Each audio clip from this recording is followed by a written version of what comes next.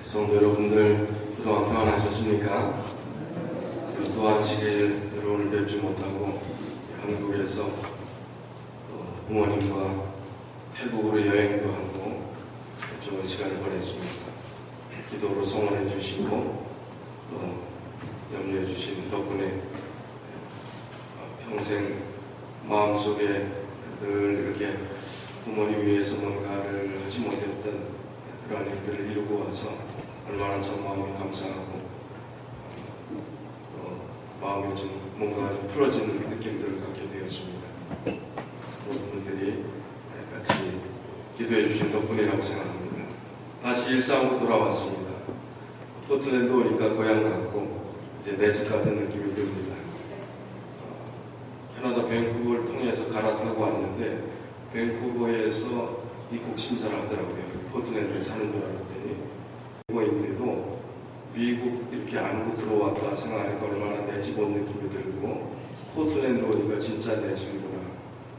아무리 좋은 데 가도 내 집만한 데가 없구나. 그런 느낌을 가졌습니다. 또 같은 한 믿음으로 살아가는 우리 믿음의 가족들이 계시기에 더 그런 느낌이 들었다고 생각합니다. 오늘은 선거 사무를 봐야 될 안식일이기 때문에 말씀을 길게 드리지 못하게 되었습니다. 짧게 말씀을 드리고 앞으로 교회에 관련된 교회론이라고 하면 좀 거창하고 교회에 관련된 말씀을 좀 몇 차례 나누려고 하는데 오늘은 왜 교회인가, 교회의 본질 또 교회에 관련된 굉장히 다양하고 폭넓은 이야기들을 드리기보다는 좀 쉬운 이야기, 단순한 이야기, 기본적인 이야기, 서론적인 이야기만 조금 드리려고 합니다. 저는 에베소서 1장 17절부터 나오는 말씀을 들을 때는 아주 가슴이 확 열리는 느낌이 듭니다. 왜냐하면 우리의 눈이 영적 눈이 떠서 하나님의 계획, 교회를 통해서 하나님의 성도들을 통해서 펼쳐주실 믿음의 역사들을 우리가 영의 눈을 떠서 보기만 한다면 얼마나 참 놀라운 일이 우리의 인생 가운데 펼쳐질까 하는 그 생각들이 들기 때문입니다. 오늘 본문의 말씀이 에베소서 1장 22절 23절 말씀인데 17절부터 제가 공독하도록 하겠습니다. 우리 주 예수 그리스도의 하나님 영광의 아버지께서 지혜와 계시의 영을 너희에게 주사 하나님을 알게 하시고 너희 마음의 눈을 밝히사 그의 부르심의 소망이 무엇이며 성도 안에서 그 기업의 영광의 풍성함이 무엇이며 그의 힘의 위력으로 역사하심을 따라 믿는 우리에게 베푸신 능력의 지극히 크심이 어떠한 것을 너희로 알게 하시기를 구하노라. 그의 능력이 그리스도 안에서 역사하사 죽은 자들 가운데서 다시 살리시고 하늘에서 자기의 오른편에 앉히사 모든 통치와 권세와 능력과 주권과 이 세상뿐 아니라 오는 세상에 일컫는 모든 이름 위에 뛰어나게 하시고 또 만물을 그의 발 아래 복종하게 하시고 그를 만물 위에 교회의 머리로 삼으셨느니라. 교회는 그의 몸이니 만물 안에서 만물을 충만하게 하시는 이의 충만함이니라. 교회의 머리라. 예수 그리스도가 교회의 머리라고 표현하실 정도로 이 교회에 대해서 예수 그리스도와 연관된 중요한 말씀을 하시는 것을 우리는 염두에 두어야 합니다. 우리가 계시의 정신을 하나님께서 우리에게 허락해 주셨는데 영의 눈을 떠서 우리 마음의 눈이 밝아져서 하나님이 부르신 소망이 무엇이고 성도 안에서 그 기업의 영광의 풍성함이 무엇이고 그 힘의 위력으로 역사하신 일들이 우리 안에서 어떻게 펼쳐질지를 알게 된다면 우리의 신앙이 참 얼마나 생기 있고 또 얼마나 가치 있는 그리고 정말 힘찬 그런 신앙생활을 할까 하는 생각들을 해보았습니다. 교회에 대한 정의가 우리가 가장 많이 들었던 말씀이 사도행전 9쪽에 나오는 말씀 12쪽까지 있는 말씀을 교회의 정의로 우리가 들었습니다. 교회는 사람을 구원하기 위해 하나님께서 세우신 기관이다. 교회가 뭐라고요? 존재 목적이 뭡니까? 사람을 구원하기 위해서 하나님께 세우신 기관이 교회입니다. 교회는 봉사를 위하여 조직되었으므로 그 사명은 온 세상에 복음을 전파하는 것이다. 구원을 하기 위해서 그 다음에 봉사해야 될 그 다음에 일들이 뭐예요? 복음을 전파하기 위해서 봉사하는 것이고, 교회가 존재하는 목적은 인류를 구원하기 위한 예수님의 사명들을 하는 것이기 때문에 이 교회의 주인은 예수님이 이 땅에 오신 목적, 그리고 예수님께서 가장 원하시는 일들을 이루는 것이 교회가 되어야 한다는 것입니다. 제가 한국 가기 직전에 송순대 장로님께서 책을 한번 저에게 선물로 주셨어요. 이 책의 제목이 슬로우 처치라는 것입니다. 교회가 무슨 빠른 교회가 있고 늦은 교회가 아니라 이 슬로우 처치라는 이 책이 있는데, 이 책은 오늘날 시대에 정말 우리가 깊이 생각해 봐야 될 중요한 신앙의 모습, 교회의 모습, 또 우리 자신의 모습을 잘 표현한 그런 책이라고 생각합니다. 크리스토퍼 스미스와 존 패티슨이 공저로 기록한 이 책은 오늘날의 산업사회로 인해서 참으로 이 각박해진 이 세상 속에서 우리가 하나님 외의 다른 단체들도 이제 천천히 가는 운동을 합니다.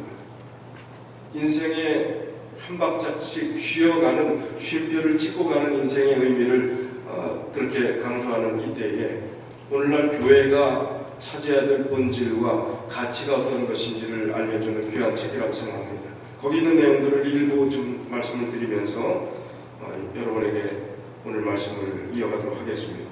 사람을 구원하는 일이 성령 하나님께서 하시면 단시간에 할 수 있습니다. 그러나 하나님께서 우리에게 위탁하신 사명은 인내와 시간들이 필요할지 모르겠습니다. 구원은 인스턴트로 이루어질 수가 없습니다. 성령 하나님께서 특별한 경우에 개입하실 그 경우 외에는 우리에게 수많은 인내의 세월들이 필요할 수 있어요. 침례 한 번 받기 위해서 수많은 세월을 겪어오신 분들이 계시지 않습니까?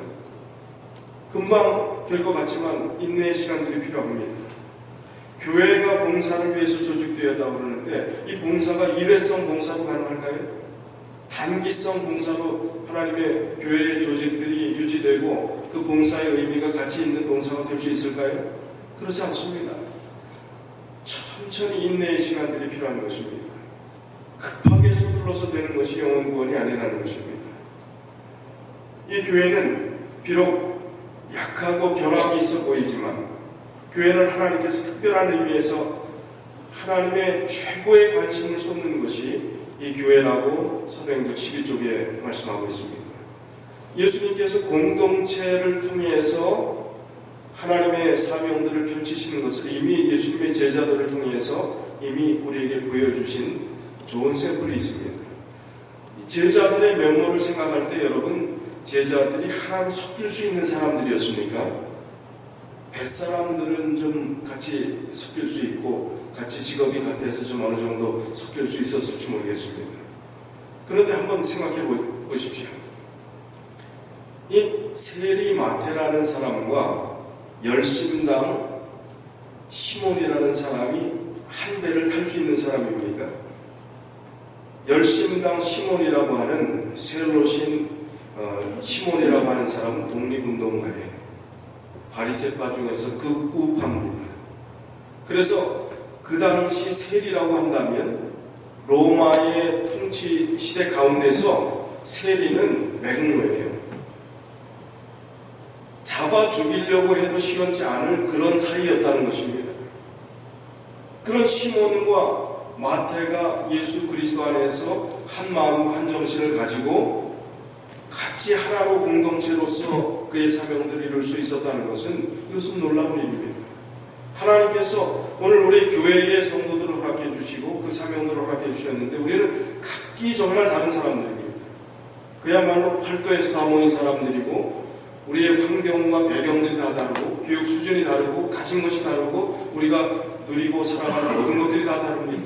그럼에도 불구하고 예수님의 제자가 같이 합칠래 합칠 수 없는 그러한 여건임에도 불구하고 그들이 하나가 되어서 하나님의 사명을 이룬 것처럼 오늘도 그 일들을 이루라는 것입니다. 급히 쏟는 것이 아니라 차근차근 이 사회와 또 돌아가는 흐름들을 바라보면서 이 교회가 추진해야 될, 그리고 가져야 될 중요한 가치가 무엇인지를 깨달으면서 하나님의 사명들을 너희들에게 위탁했으니까 너희들이 그 일을 하라는 것입니다. 사회가 바뀌었습니다. 우리의 생활도 바뀌었습니다.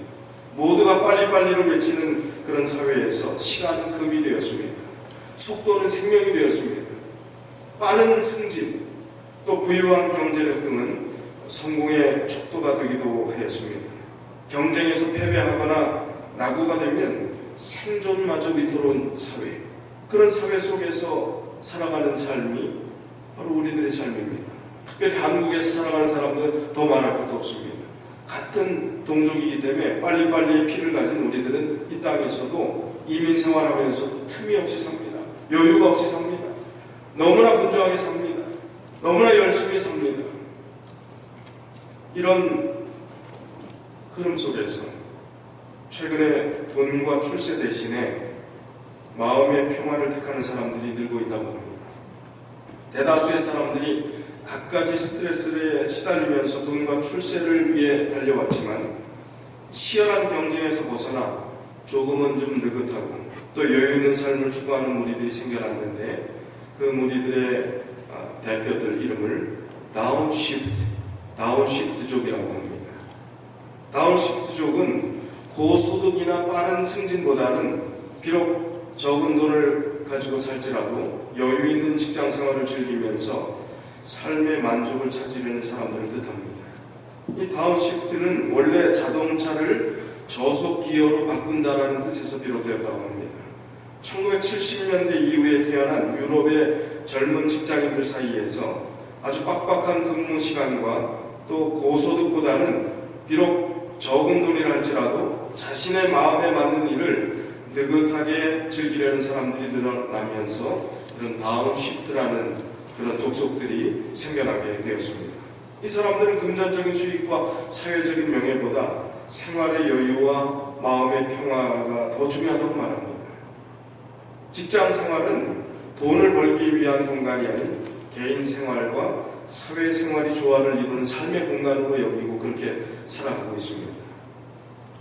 우리 이민 생활의 모든 비즈니스나 사업들이 그렇고, 또 한국에 살아가는 우리 한국인들이 정말 주말 및 야간 근무도 마다하지 않고 자신을 하나의 상품으로 여기며 정말 오로지 자기 개발에 몰두하는, 요즘은 예티족이라고 합니다. 이 예티족이라고 하는 건 그 다음에 엔터프라이즈라는 이 기업적 개념 몇 가지가 더해져 갖고 정말 죽자사자 어떤 프로젝트를 위해서는 자기 인생을 거기다 올인하고 그 사업에 돈이 된다면 거기에 이것저것 가족이고 내가 다 우선순위는 거기에 매달리는 사람, 그런 사람들을 예티족이라고 한다고 합니다.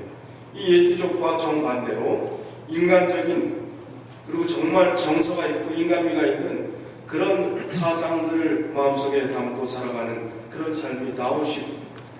그래서 이 다운시프트족이 생기기 시작하면서 전 세계적인 슬로우의 열풍이 이제 시작이 된 계기가 되었습니다.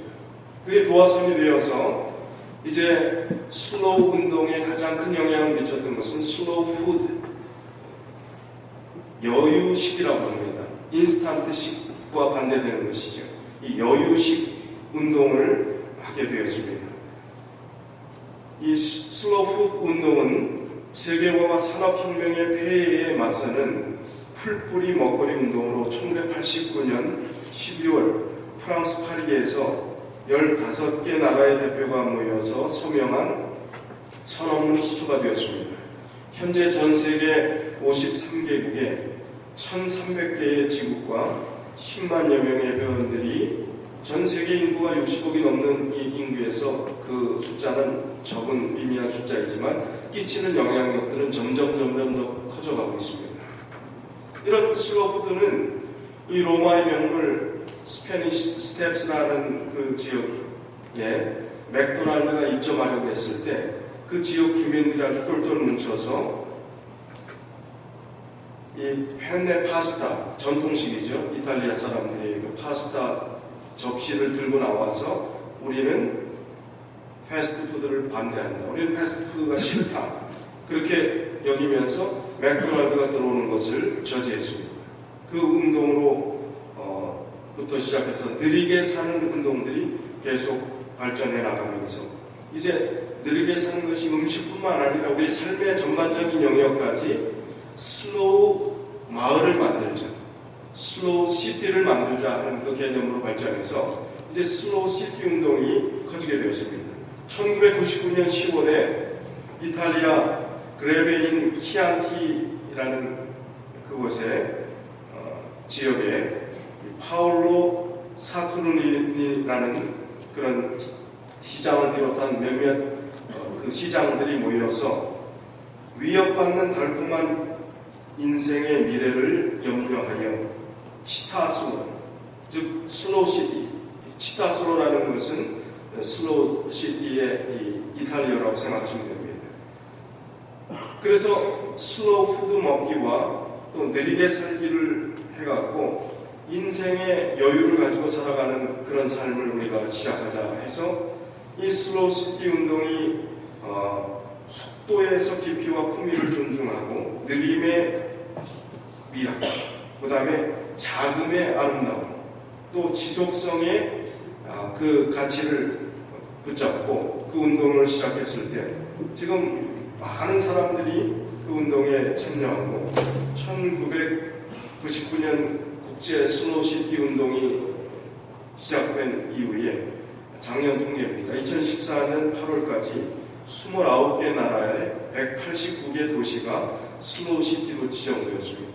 그 슬로우시티가 한국에는 몇 개나 있을 것 같습니까?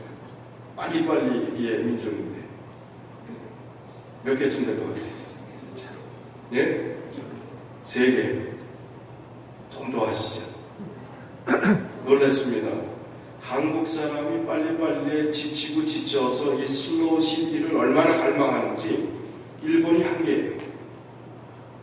그 자격 조건이 까다롭습니다. 인구가 50만 명이 넘으면 안 되고 패스트푸드가 그 도시에 있으면 안 되고 뭐 여러 가지 조건에 그 선정되는 기준이 까다로워요. 제가 이번에 슬로우 시티를 한 군데로 꼭 가야 되겠다 해서 막판에 전주의 당일치기로 한옥마을을 다녀왔어요. 거기에 슬로우 시티로 지정이 됐다. 한국엔 11개가 있습니다. 중국에 3개. 아시아의 최대로 많은 슬로우 시티를 보유한 나라가 한국입니다. 자랑스럽더라고요. 한국 사람들이 이제 깨달았구나. 빨리빨리의 정신에서 슬로우의 미학을, 느림의 미학을 이제 채택을 했구나 하는 그런 생각들을 했습니다. 바로 이 치타시티라는 것은 풍요로운 마을이라는 뜻이 슬로우 시티가 되었던 원래의 표현입니다. 우리가 신앙적으로 한번 적용해보자는 것입니다. 교회의 슬로우 철치로 적용해보자는 것입니다.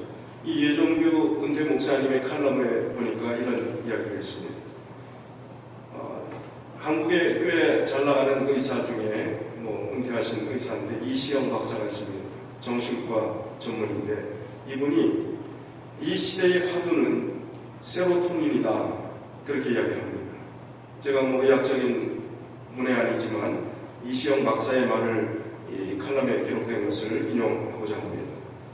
요즘 한국에서 참 끔찍한 범죄들이 일어나고 전 세계도 마찬가지죠. 방화, 폭력, 막말, 묻지마 살인, 갈수록 심각해지는 현대사회에 그 해답이 세로토닌에 있다고 이시영 박사는 이야기를 합니다. 20세기의 화두는 엔돌핀이라는 것입니다. 그런데 21세기의 화두는 세로토닌의 시대가 다가왔다고 이야기를 합니다. 이런 사회적 현상, 방화와 묻지마 폭력과 묻지마 살인, 연쇄살인 이런 것들이 경쟁이 심화되면서 현대인들은 참을성의 부족과 세로토닌 결핍 증후군에서 이러한 사회적 현상들이 생겼다고 이야기를 한다는 것입니다. 이시영 박사가 한국 사회 문제점을 진단하고 그 해결책을 이렇게 제시했습니다. 중요한 뇌 안에 신경 전달 물질인 호르몬이 3가지가 있다고 합니다. 하나는 노르아드레날린, 아드레날린을 우리가 잘 알고 있죠. 또 하나는 엔돌핀, 3번째가 세로토닌입니다. 이 아드레날린은 적과 싸울 때, 화가 날 때, 증오심으로 불탈 때, 걱정과 근심으로 가득할 때, 기분이 나쁠 때 나오는 신경 전달 물질로 건강에 좋지 못한 영향을 끼친다는 겁니다. 이것도 어느 정도는 우리의 인생에 필요한 것이죠. 전부 다 나쁘다고 할 수는 없죠. 그 다음에 엔돌핀은 우리가 이미 잘 아는 대로 마약, 몰핀 성분과 같습니다. 그러나 마약과 같은 부작용이 없이 몰핀을 투여했을 때와 같이 기분이 상쾌해지고 또 없던 힘도 불끈 솟아나고 참으로 신바람 나는 인생으로 바뀌는 것이 엔돌핀입니다. 영적인 힘, 또 기쁨의 긍정적인 우리의 삶의 아름다운 모습이 엔돌핀이 많이 나오면 그렇게 된다고 우리가 알고 있습니다.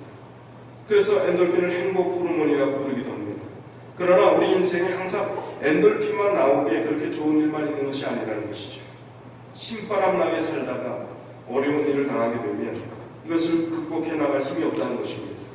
우리 뇌에는 노르아드레날린과 또 엔돌핀의 중간 역할을 하는 호르몬인 바로 세로토닌이라는 것이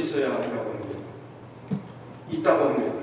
이 호르몬은 사람의 마음을 차분하게 하고 노르아드레날린과 엔돌핀을 조절하는 역할을 바로 이 세로토닌이 한다는 것입니다. 이 세로토닌이 부족하면 우울증에 걸리게 되고 자기 통제력을 잃어버리게 되어 자기도 생각하지 못했던 과격한 행동을 하게 되는 여러 가지 정신장애를 가져오게 된다고 합니다. 그래서 이 세로토닌을 많이 나오게 하면 아드레날린과 엔돌핀을 적당하게 조절하여 앞에 말했던 현대사회의 병폐가 많이 사라질 것이다. 그래서 이 세로토닌이 많이 나올 수 있는 그러한 삶을 우리가 추구해야 된다. 그 방법은 느림의 미학, 그리고 급하게 살아가는 이 현대사회 속에서 그 사회의 시간에 쫓겨서 끌려다니는 인생이 된다면 우리는 정말 나도 알지 못하는 사이에 우리의 내면은 아주 괴물로 변해 있을 것이다. 그렇게 이야기하는 것입니다. 우리 교회의 역사를 한번 살펴보자는 것입니다. 우리 제일교회 역사뿐만 아니라 기독교계의 역사를 살펴보면 일제강점기가 있었고 6.25 동란을 거쳐서 기독교 신앙은 그야말로 목숨을 내놓고 적과 싸워야 되는 신앙이었습니다.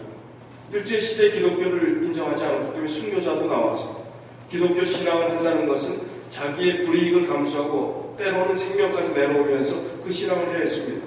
공산주의자들이 왔을 때 신앙하는 사람들 교회에 몰아넣고 한 사람씩 성경을 밟고 지나가는 사람들은 살려주고 성경을 건너뛴다든지 그렇게 하지 않는 사람들은 총으로 쏴 죽이는 일들이 있었습니다. 그런 사례가 수없이 많이 역사에 우리가 남아있죠. 생명을 거는 시간이었습니다. 그래서 예배 시간은 울음바다가 보통이었어요. 우는 예배가 가장 은혜로운 예배였다는 것입니다. 특히 새벽 기도 때 우는 사람이 없으면 그 교회는 정말 은혜가 없는 교회였어요. 따라서 이때는 아드레날린의 신앙이라고 할 수 있다는 것입니다. 이때 기독교의 신자 숫자는 그렇게 많지 않았지만 국가에 끼치는, 사회에 끼치는 영향력은 대단했습니다. 왜요? 목숨을 걸고 신앙하는 사람들이었기 때문에 진실했습니다. 성실했습니다. 그리고 하늘나라를 위해서 정말 이 땅에서 준비하는 사람들이었기 때문에 그들의 신앙은 이 사회에 좋은 영향을 미치는 그러한 결과들이 있었다는 것입니다. 해방이 되고 또 6.25 동란이 끝나고 이제 한국이 산업화 사회에 접어들면서 점점 발전해 나가면서 기독교 신앙은 싸워야 할, 목숨을 걸고 싸워야 할 적이 없어졌습니다. 이제 아드레날린이 필요 없게 된 것입니다. 이때 필요한 것은 엔돌핀이었습니다. 모든 예배와 신앙 행위는 엔돌핀 생산의 일변도로 치닫게 되었던 것입니다. 찬미가보다는 경쾌하고 신바람 나는 복음성가가 더 좋고, 교회 그 당시 참 원로들이 반대를 그렇게 했지만 기타가 들어오고 나아가서는 드럼과 북이 들어오고 성경운동으로 예배는 열광하게 되고 방언과 입신으로 엑스타시 상태에, 도취 상태에 빠지는 그것이 예배인 것처럼 엔돌핀이 충만한 예배의 분위기가 바로 어려움을 겪고 난 뒤에 기독교의 흐름이었습니다. 그 뒤에 유행처럼 번져갔던 것이 심령대 부흥회, 기도원, 철야, 금식 집회, 은사 집회, 그 모든 것이 한국 교회를 휩쓸고 갔습니다. 이른바 교회 행태는 20세기의 화두였던 엔돌핀 시대에 딱 맞아 떨어졌습니다. 따라서 한국 개신교회는 경이적인 숫자적 부흥을 가져왔습니다. 그러나 그런 흐름들이 없는 상대적인 천주교회나 불교는 그 당시 6.25 전쟁이 끝나고 나서 한 80년대까지는 발전이 없었어요. 숫자가 그렇게 많이 늘어나지 않았다는 것입니다. 놀라운 개신교의 폭발적인 부흥에 따라올 수가 없었습니다. 이제 20세기가 21세기가 접어들면서 엔돌핀 시대는 막을 내립니다. 이제는 엔돌핀 대신에 세로토닌 시대가 되었다는 것입니다. 이 개신교의 열광적인 교회 분위기는 시대에 맞지 않는 괴리감을 가져오게 되었다는 것입니다. 심령 대부흥, 기도원 성령 집회, 철야 금식 기도, 지금은 사그러졌어요. 기도원들이 수없이 문을 닫고 그렇게 시끄럽게 떠드는 예배들, 지성에 호소하고 이성의 말씀으로 호소하는 그 신앙에 사람들이 더 관심을 기울이는 그런 시대가 되었다는 겁니다. 감정에 호소하는 그런 흐름들이 사라지고 있다는 것입니다. 그런데도 이에 대처하지 못하고 2008년도에 한국의 개신교회에서 교회의 옛 부흥을 되찾기 위해서 성령 강림 100주년 기념 집회를 했어요. 월드컵 경기장에서 아주 대대적으로 했습니다. 결과는 실패였습니다. 아무런 성과도 보지 못했다. 잡혀가는 그들의 이야기입니다. 왜냐하면 21세기는 엔돌핀적인 방법은 효력을 발휘할 수 없게 되었기 때문이라고 합니다. 이제 한국교회도 엔돌핀의 향수에서 빨리 벗어나서 차분하게 하나님의 말씀 연구와 내재하시는 성령님과의 깊은 교제를 위해서 흥분을 가라앉히고 정말 세미한 하나님의 음성에 귀를 기울여야 할 때가 되었다는 것입니다. 그래서 기본으로 돌아가고 슬로우 철치라는 것은 바로 우리의 내면이 하나님과의 바른 관계 속에서 신앙이 명사만 필요한 것은 아닙니다. 고유 명사적 신앙생활을 하는 분들이 있어요. 머리로만 한다는 거죠. 그러나 신앙생활은 형용사가 필요합니다. 때로는 동사가 필요합니다. 때로는 감탄사가 필요합니다.